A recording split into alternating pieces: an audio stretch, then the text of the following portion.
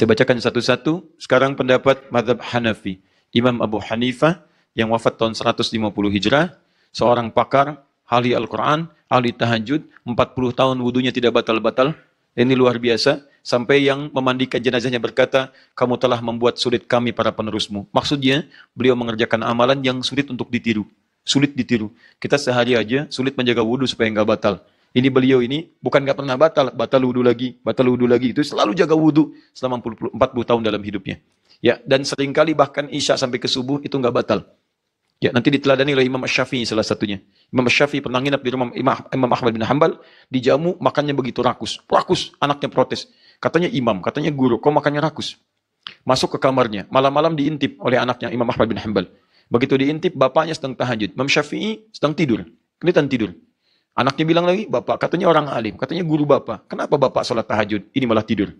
Besoknya lagi, kemudian bapaknya setelah tahajud, siapkan kemudian untuk sholat. Apa yang terjadi teman-teman sekalian? Imam Syafi'i bangkit dari tidurnya, kemudian langsung ikut sholat. Anaknya protes lagi, katanya ulama besar, katanya guru ayah, katanya faqih, tapi tidak wudu. Gimana orang ini? Kata Imam Ahmad, jangan menduga cepat seperti itu. Silahkan tanyakan langsung pada Tuan Guru. Adabnya luar biasa. Adabnya. Seorang murid yang baik tidak akan menilai gurunya. Itu poinnya. Murid yang baik tidak akan menilai gurunya. Walau hanya sebatas pecinya. Itu tas Adi kenapa ya pecinya sengklek begitu? Tidak. Oke. Apalagi kemudian pemikiran dan sebagainya. Kalau Anda datang dengan adab, maka ilmu akan turun dengan berkah. Itu poinnya. Jelas ya?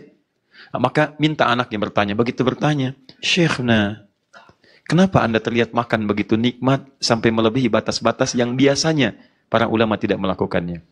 Bahasa kita. Kata Imam Syafi'i, tahukah engkau Allah memerintahkan kita makan makanan yang halal? Ya ayuhan nasu kulu mimma fil ardi halala. Allah menyediakan makanan dengan keberkahan yang banyak, thayyibat. Tahukah engkau keberkahan melekat dengan keimanan? Ya ayyuhalladzina amanu kulu min thayyibati ma razaqnakum. Di desa ini, di tempat ini tidak ada orang yang saya duga paling halal makanannya kecuali bapakmu. Paling berkah makanannya kecuali bapakmu. Kapan lagi mendapatkan makanan yang halal dan berkah di luar kesempatan ini? Jadi kalau saya banyak makan bukan karena makanannya, saya ingin lebih banyak mengambil keberkahan dan kehalalannya. Paham ya? Baru paham di situ. Allahu Akbar. Ya Syekhna, kenapa malam bapak saya tahajud, Anda tidak?